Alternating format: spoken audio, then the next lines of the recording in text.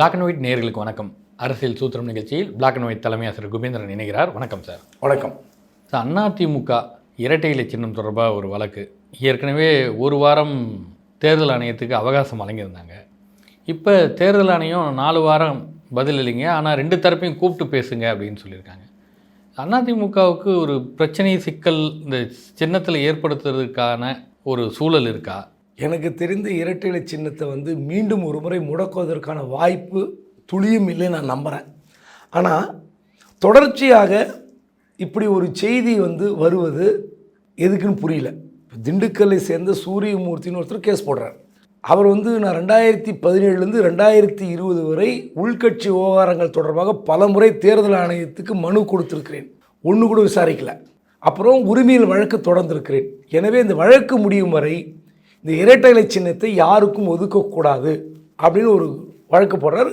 அது ஹைகோர்ட்டில் பெஞ்சுக்கு வருது.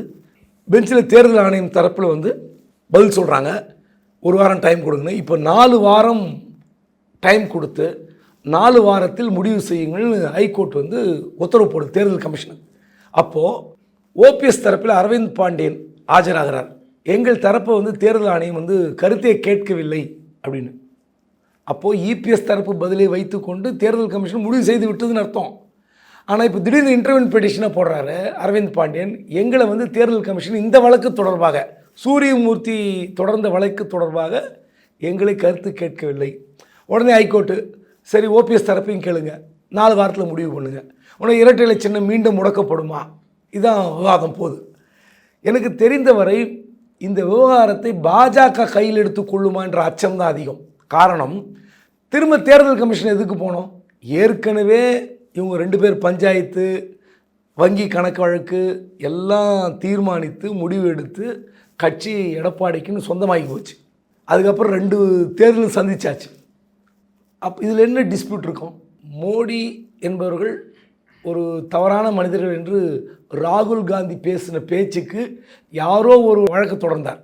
நீங்கள் அந்த வழக்கில் ராகுலை போய் என்ன பண்ணாங்க? கடைசியில் கோர்ட் வச்சுக்கிட்டு பாஜக என்ன பண்ணுச்சு? எம்பி பதவி வரைக்கும் பறிச்சாங்க. அது ஒரு சொல்லாடல். இந்த பெயரை வைத்துக்கொண்டு ஒரு கேலி செய்கிறார். உடனே அந்த சமுதாயத்தை இழிவுபடுத்தி விட்டார்னு வழக்குக்கே சம்பந்தமில்லாத ஒருத்தர் கேஸை போட்டு, அப்புறம் அந்த கேஸ்லேருந்து அவர் வெளியே போன பிறகு கூட தீர்ப்பு கொடுத்து எம்பி பதவி போச்சு. இப்போ இந்த மாதிரி யாரோ ஒருத்தர் சூரியமூர்த்தி யாரோ ஒரு நபர் அவர் போடுகிற வழக்கை பாஜக கையில் எடுத்துக்கொண்டு அதிமுகவுக்கு குடைச்சல் கொடுக்க முடியும். ஆனால் எடப்பாடி எப்படி இருக்கு, என்ன நினைக்கிறார் தெரியல, தெளிவாக இருப்பார், இது ஒரு மேட்டரில் பார்த்துக்கலாம். ஆனால் இந்த விவகாரம் தேர்தல் கமிஷனுக்கு போனால் அதிமுகவுக்கு குடைச்சல். காரணம், இப்போ நீங்கள் எஸ்பி வேலுமணி மையப்படுத்தி ஒரு இடி ரைட் நடந்தது சமீபத்தில். புதுக்கோட்டை சேர்ந்த முருகானந்தம், அவர் ஒரு பஞ்சாயத்து யூனியன் ஆஃபீஸில் கிளர்க்கு. அவர் எல்இடி பல்பு இந்த கான்ட்ராக்டில் அவரும் அவருடைய பிரதரை எடுத்து ஒரு 600 கோடி ஊழல்னு சொல்லி ஒரு வழக்கு வருது.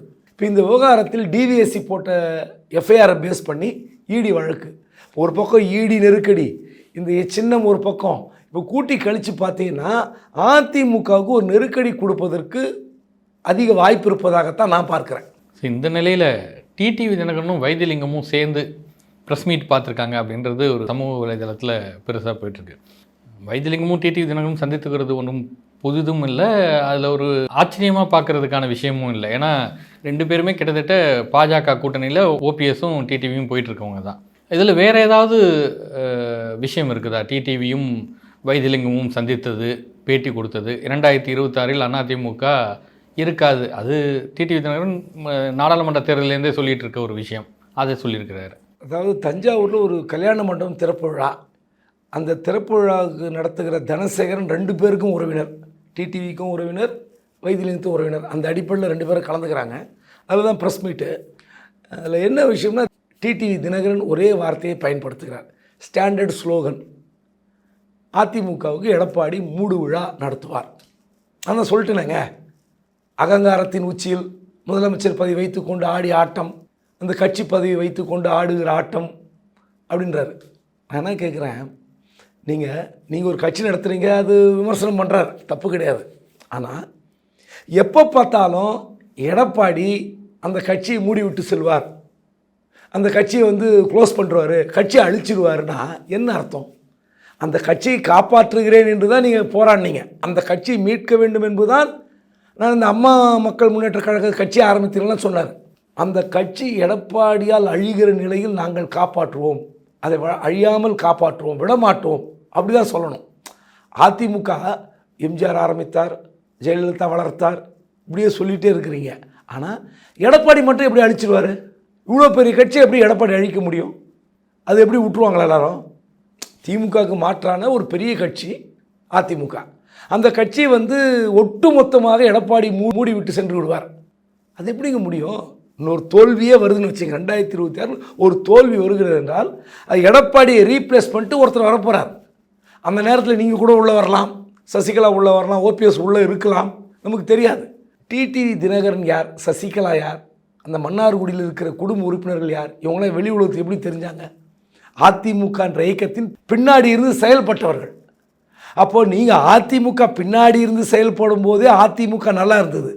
அப்போ நீங்கள் இருக்கும்போது அந்த அதிமுக நல்லா இருந்தது. உங்கள் கைவிட்டு போச்சுன்னா அதிமுக கட்டு போச்சு, குட்டிச்சவராக போனோம். அதிமுக எப்படி கேடு கட்டு போனாலும் பரவாயில்ல. அது என்னங்க ஆசை? அப்படி என்ன சாபம்?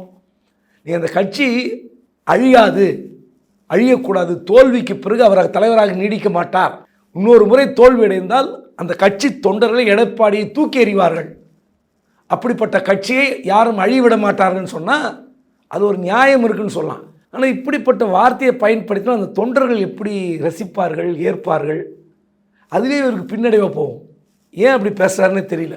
ஆதவ் அர்ஜுன் விடுதலை சிறுத்தை கட்சியின் துணை பொதுச் செயலாளர் நீண்ட நாட்களாகவே அண்மை காலங்களில் திமுகவோட ஒரு உரசல் போக்கு மேலோங்கிட்டு தான் இருக்குது இவருடைய அறிக்கைகள், பேச்சுக்கள் மூலமாக. இன்றைக்கி ஒரு அறிக்கையை விடுத்திருக்கிறாரு. என்னென்னா, புயல் வெள்ளத்துக்கு திமுக அரசு எதுவும் செய்யவில்லை அப்படின்ற ஒரு குற்றச்சாட்டை வைக்கிறதுக்காக ஒரு இடைத்தேர்தல் வந்தால் ஒரு பூத்துக்கு 10 பேர் போட்டு எப்படி எல்லா அமைச்சர்களையும் அதில் தொடர்பு படுத்தி நீங்கள் வேலை செய்கிறீர்களோ அதுபோன்று மழை வெள்ளத்தால் பாதிக்கப்பட்டிருக்கிற பகுதிகளுக்கு ஏன் செய்யவில்லை அப்படின்னு கேள்வி கேட்குறாரு.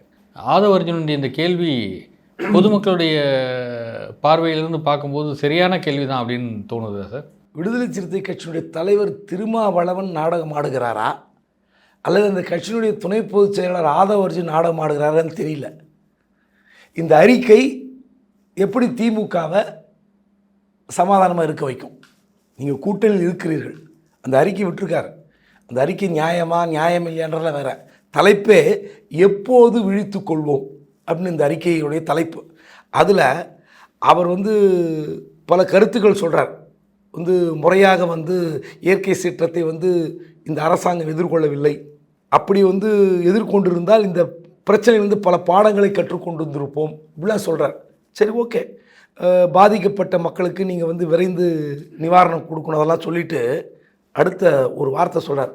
ஒரு இடைத்தேர்தல் வந்தால் ஆளும் தரப்பு எப்படி 20 பூத்திற்கு ஒரு அமைச்சர் எம்பி என்று பொறுப்பாளர்களை நியமித்து பம்பரம் போல் களப்பணியை மேற்கொண்டு தேர்தல் வெற்றிக்காக அவர் காட்டும் ஆர்வத்தை இப்போது பெரும் துயரில் மக்கள் சிக்கியுள்ள வேளையில் இடைத்தேர்தல் பாணியில் பாதிக்கப்பட்ட மக்களுக்கான அடிப்படை தேவைகளை தீர்க்கும் பணியில் அரசு இயந்திரம் ஏன் செயல்படவில்லை?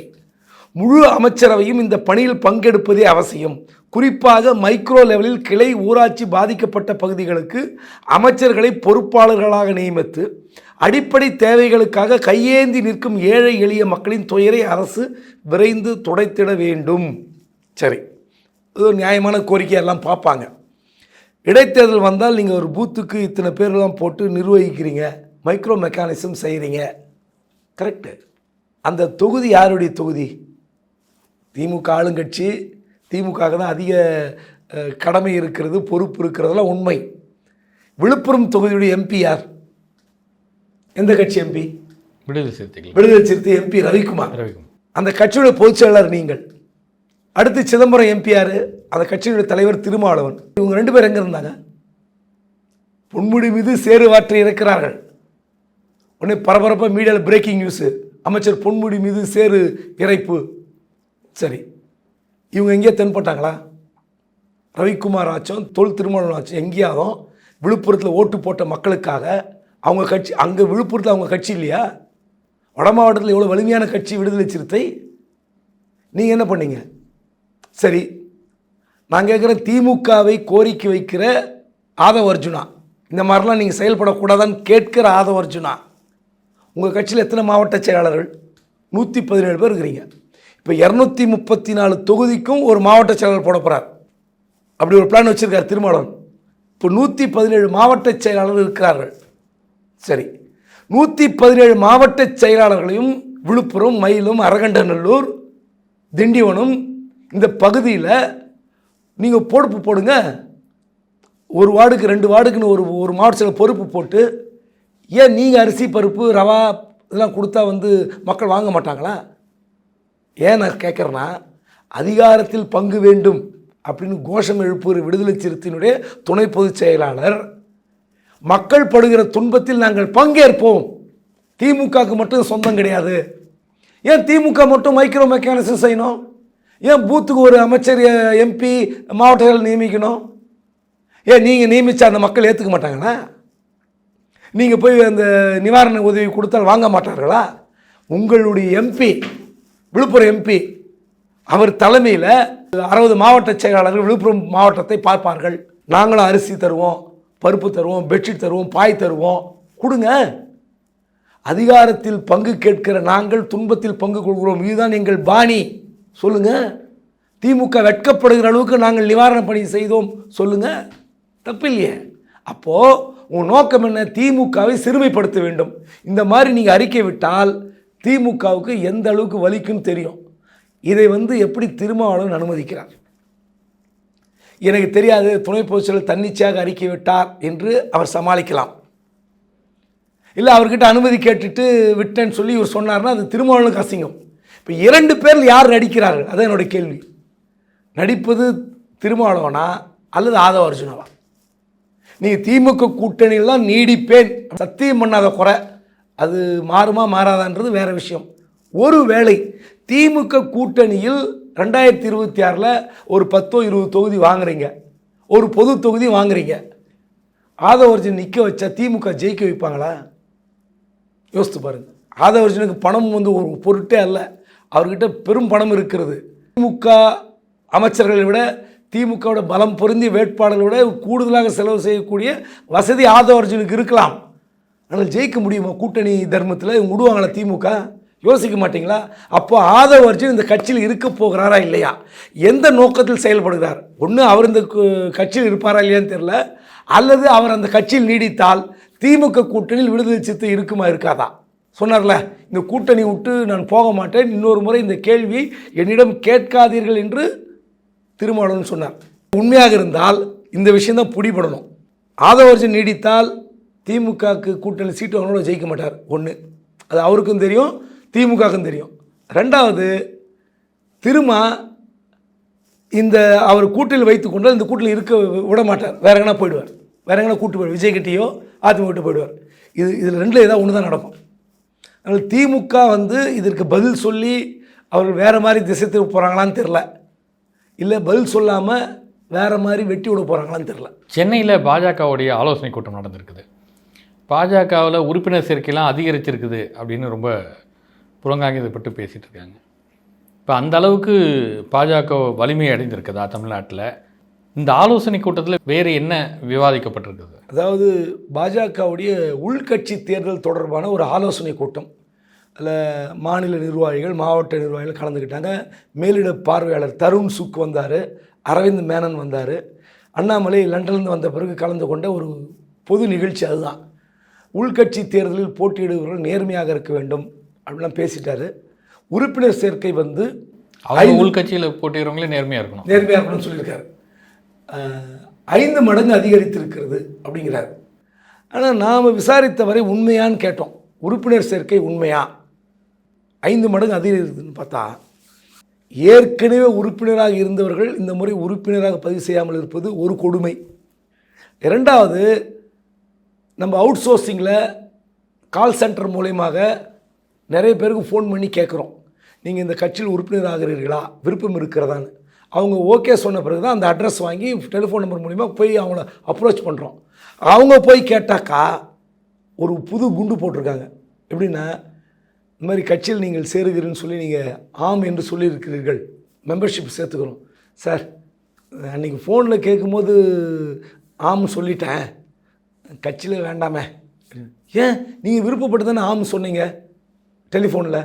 சொன்னேன் சார், ஆனால் நீங்கள் தனித்து போட்டின்றீங்க, அதிமுகவோட கூட்டணி இல்லை, ஒரு பலமான கூட்டணி இல்லை, ஜெயிக்க மாட்டீங்க, என்னோடய ஓட்டு வேஸ்ட்டாக போயிடும், எனக்கு பாஜக மேல் இது அபிப்பிராயம் உண்டு, இந்த கூட்டணி ஜெயிக்கணும் அபிப்பிராயம் உண்டு, ஆசை உண்டு, ஆனால் நீங்கள் தனியாக நீங்கள் ஜெயிக்க மாட்டீங்க, அதனால் எதுக்குன்னு சொல்லி டெலிஃபோனில் பதிவு செய்து அந்த நபரை போக்கும்போது உறுப்பினராக மறுக்கிறார். இது உண்மைன்னு அவருக்கு தெரியும். இது கட்சிக்காரன் சொன்னது, நான் சொல்ல. அப்போது எங்கே 5 மடங்கு அதிகரிக்கும்? ஏற்கனவே உறுப்பினராக இருந்த பல பேர் வந்து அது செக் பண்ணும்போது அவங்களுடைய அப்பா அம்மாலாம் உறுப்பினரே இல்லை, அவர் மட்டும் தான் உறுப்பினர். இப்போ அதெல்லாம் வந்து ரத்து பண்ணணும். இது ஒரு பக்கம். இப்படி இருக்கும்போது கடந்த முறை விட இந்த முறை கூடுதல் உறுப்பினர் என்பதே அதுவே பொய்யின்றாங்க. ஒன்று, அது அண்ணாமலை எதை வைத்துக்கொண்டு 5 மடங்கு அதிகரித்திருக்குன்னு சொன்னார் தெரில. இன்னொரு முக்கியமான விஷயம், அந்த ஆலோசனை கூட்டம் முடிந்த பிறகு மேடையிலேருந்து இறங்கும்போது எல்லா தலைவர்கள் முன்னாடியும், குறிப்பாக முன்னாள் தலைவர் முன்னாள் கவர்னர் தமிழிசை அவர்களிடம் மாவட்ட மாநில நிர்வாகிகள், இது பாருங்கள், அதிமுக கூட்டணி விட்டுட்டு தனியாக நின்னோம்னா பாஜக ஒப்பேறவே ஏறாது, ரொம்ப கேவலமாக இருக்கும். இந்த இரட்டை இலக்கத்தெல்லாம் நம்பிலாம் நீங்கள் வந்து தனியாக நிற்கணும்னு ஆசைப்பட்டீங்கன்னா ரொம்ப கஷ்டம். நீங்கள்லாம் டெல்லி தலைமையில் தொடர்பில் இருக்கீங்க, டெல்லி தலைமையோடு பேசக்கூடியவர்கள் நீங்கள். தயவு செய்து அதிமுகவோட கூட்டணி வைப்பதற்கு ஏற்பாடு பண்ணுங்கள். இல்லைன்னா சட்டமன்ற தேர்தலில் பாஜக கடும் தோல்வி சந்திக்கும். சில இடங்களில் நமக்கு ஏற்படுகிற அசிங்கத்தை நீங்கள் துடைக்கவே முடியாது. இவ்வளோ சொல்லிட்டு கிட்டத்தட்ட 80% ஆதரவு அதிமுகவுக்கு. இதை பார்த்துட்டு அந்த அம்மா இன்னும் 4-5 பேரோட பேசியிருக்காங்க. எல்லாம் எங்ககிட்ட சொல்கிறீங்க, அப்படியே அந்த மேலிட பார்வையாளர் 2 பேர் இருக்காங்க, அவங்ககிட்ட சேர்த்து சொல்லுங்கள், வேறு வழி இல்லை. அப்போ அண்ணாமலை சுற்றி இருக்கிற சிலரை தவிர மற்ற எல்லோரும் பாஜகவில் அதிமுகவுக்கு ஆதரவு அளிக்கிறார்கள். கிட்டத்தட்ட 80%. இது உண்மை, இந்த கூட்டத்தில் நடந்த பிறகு கிடைத்த தகவல்.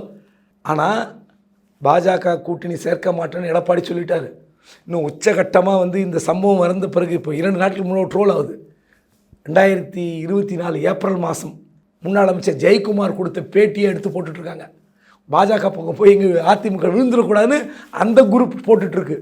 நான்லாம் தோக்கிற கேண்டேட்டாங்க, ராயபுரத்தின் முடிசூடா மன்னன், நான் வந்து எனக்கு நான் என்னத்தையா சட்டமன்றத்துக்கு போக வேண்டிய ஆளுங்கன்னு புலம்பிகிட்ருக்காரு. அந்த வீடியோ எடுத்து போட்டுட்ருக்காங்க.